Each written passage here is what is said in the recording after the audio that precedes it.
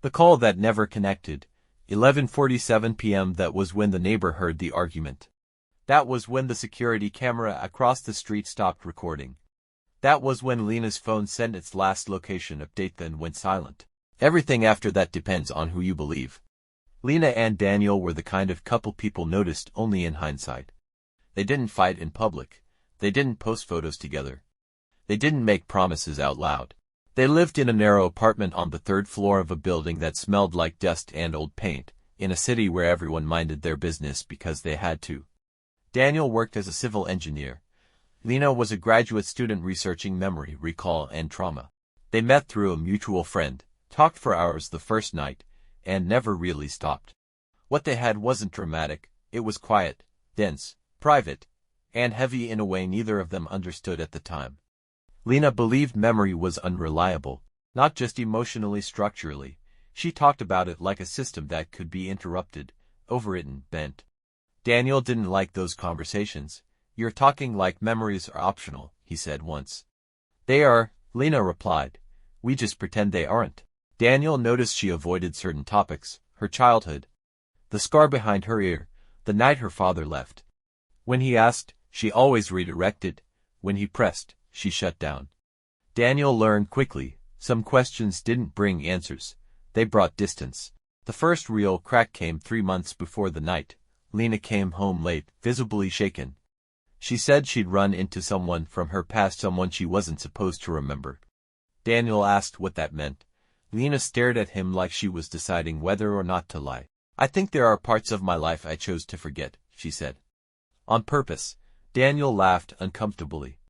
"People don't just decide that." Lena didn't laugh back.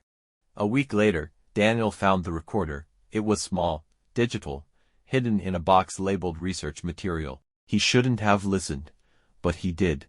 Lena's voice filled the room, calm and precise. "If you're hearing this, it means I trusted you enough to leave it behind. Or I didn't trust myself to remember." Daniel felt something tighten in his chest. "I need to say this clearly. What happened was real. And it wasn't an accident." The recording cut off. There were 6 more files. Daniel didn't listen to them. Not yet. After that, things shifted. Lena became observant in a way that felt investigative. Daniel felt examined, measured. She asked questions like, "Do you remember what you said that night? If someone erased something for you, would you want to know? Do you think guilt can exist without memory?" Daniel started lying. Small lies. Harmless ones. "I don't remember. That never happened." "You're overthinking." Each lie made it easier to tell the next. October 22nd. Rain. Cold. Quiet streets. The argument started over nothing, a missed call, a misunderstood text. Then Lena said something that stopped Daniel cold. "You know," she said softly, "I used to think forgetting was mercy." Daniel asked what she meant. "I think we did something," she continued. "And one of us decided we shouldn't live with it." Daniel denied it. Lena didn't raise her voice. She just said, "Then why do you flinch when I mentioned the bridge?" The security camera across the street captured them leaving the apartment. Daniel walking fast, Lena struggling to keep up. Then stopping, Daniel turning back. The footage froze at 11:47 p.m. System error. Lena didn't come home. Daniel waited all night. At 6:12 a.m., he called the police. He told them everything. Almost everything. Police found Lena's phone near the river. No damage. No water exposure. Battery at 3%. The last message she drafted, "If you remember this, we're already lying." Daniel said he had no idea what it meant. But when detectives asked about Lena's research, his answers became vague. That night, alone, Daniel listened to the remaining files. Lena's voice grew more emotional with each one. "I think Daniel did it to protect me. I think I asked him to. I don't know which version of us survives this." The last recording was dated the night she disappeared.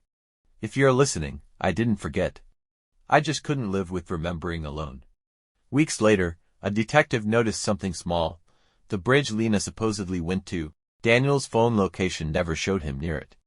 Instead, it showed him parked for 23 minutes near a construction site, one he'd worked on months earlier.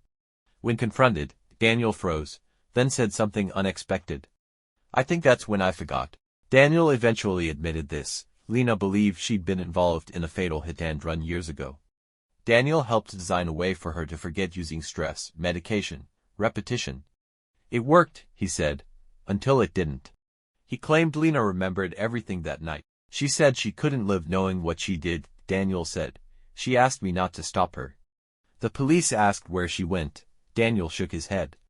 I don't remember, he said, and that scares me more than guilt. No body was found. No evidence tied Daniel to a crime. The recordings were ruled inconclusive. Daniel was released. The case went cold. Months later, a janitor found something beneath the construction site. A recorder, water damaged but playable. Lena's voice. If this is found, it means Daniel kept his promise. I don't know if I jumped. I don't know if he helped me. I only know that one of us chose to forget and one of us had to disappear. The tape ends with footsteps. And the question remains, did Daniel erase his guilt? Did Lena choose to vanish? Or did forgetting simply make the truth impossible to recognize? It's what the mind refuses to remember.